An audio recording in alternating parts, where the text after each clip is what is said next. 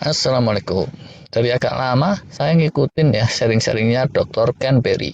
Orangnya tuh rada serius sih, sama sekali nggak kayak cengengesan kayak gitu. Terus belakangan saya lihat rupanya dia itu bikin komunitas diet sehat yang dia bilang PHD, singkatan dari Proper Human Diet dan bukannya pizza delivery. Kapan-kapan kayaknya bisa tuh kita ringkaskan soal prinsipnya Proper Human Diet ala Dr. Ken Berry. Tapi sebelum ke situ, kemarin ada satu statement dia yang menurut saya bisa kita renungkan. Dia bilang, makanlah seperti seorang raja, seperti seorang ratu, dan jangan makan seperti seorang budak. Jangan makan seperti tukang becak, kuli bangunan, walaupun sehari-harinya beneran kuli sekalipun. Nah, coba deh, renungkan kata-kata itu. Makanya putri atau raja itu gimana sih? Dipilah-pilih kan ya? Dari kualitas yang terbaik, dicek racun-racunnya, dan seterusnya. Terus, kalau udah terpilih gitu, bebas lah makannya. Namanya putri raja kan ya. Tetap aja dia bisa makan puas, makan kenyang sesuai yang disukai. Dan bukannya terus tersiksa karena porsinya dikecil-kecilin sekecil-kecilnya. Juga bukan ini nggak boleh, itu nggak boleh, nggak gitu juga. Sedangkan para budak, oh man, makan itu ya asal kenyang tok.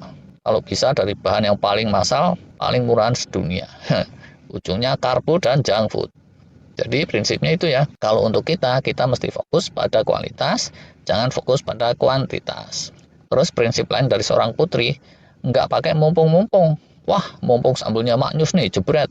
Sebakul dihabisin sendiri. No, masa putri raja uraan? Nah, kalau dia bebas makan, makannya itu gracefully kan ya, secara anggun.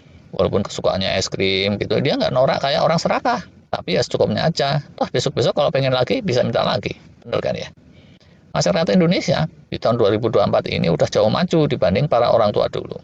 Dulu tuh ya, kita tuh negara miskin. Udah gitu sering nantangin kingkong-kingkong dunia. Jadinya kegencet, rakyat terus banyak yang kurang gizi.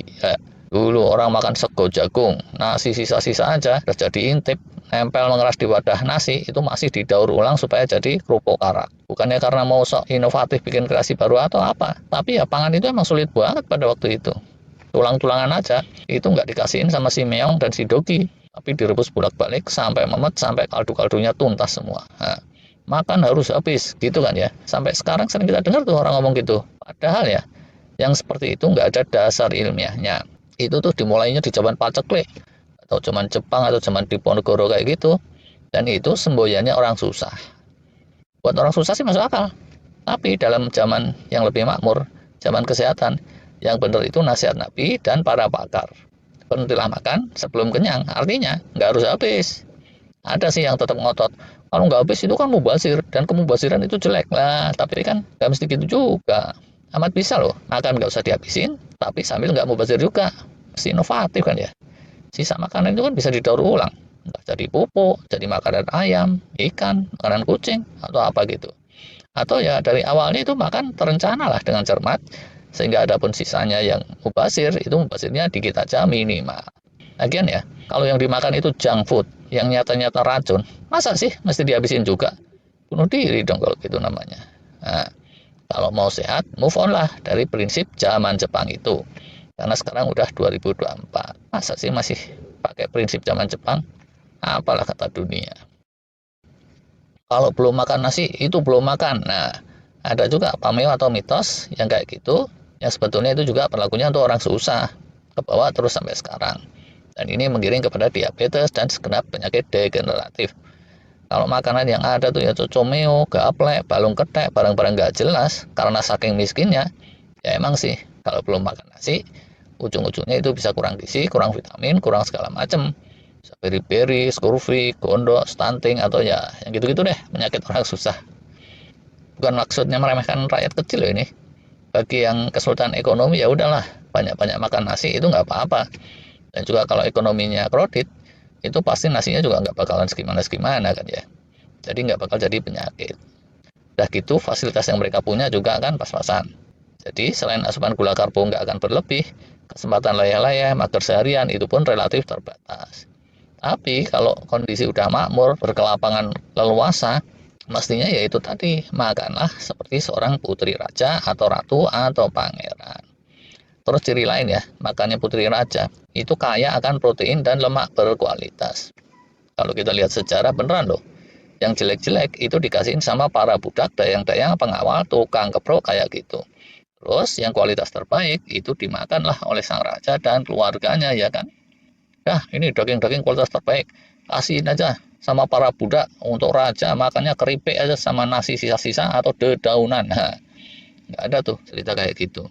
Yang kayak makanan kambing malah disuguhkan sama raja dan ratu. Nah, secara instingnya suku-suku, bangsa-bangsa, dari dulu sampai sekarang dimanapun udah seperti itu. Protein dan lemak berkualitas itu dialokasikan untuk anak-anak bangsa harapan masa depan. Karena ya makanan manusia yang terbaik dan paling memuaskan ya emang itu, protein dan lemak berkualitas. Belum pun baca hasil-hasil riset ilmiah, kita tuh udah tahu kalau anak-anak kita ingin tumbuh kembangnya optimal, kecerdasannya juga optimal, itu mesti kita kasih makanan bergizi yang terbaik. Nah, apakah yang begitu itu cuma berlaku untuk masa pertumbuhan saja?